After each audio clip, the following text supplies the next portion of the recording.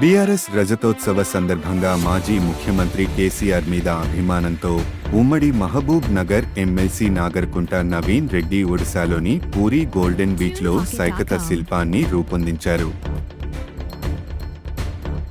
ఈ సైకత శిల్పంలో కేసీఆర్ మా కోసం మీరు నిలబడ్డారు, మీ కోసం మేము నిలబడతాం అనే సందేశంతో పాటు బీఆర్ఎస్ 25 ఏళ్ల ప్రస్థానానికి సంబంధించిన వివరాలను పొందుపరిచారు.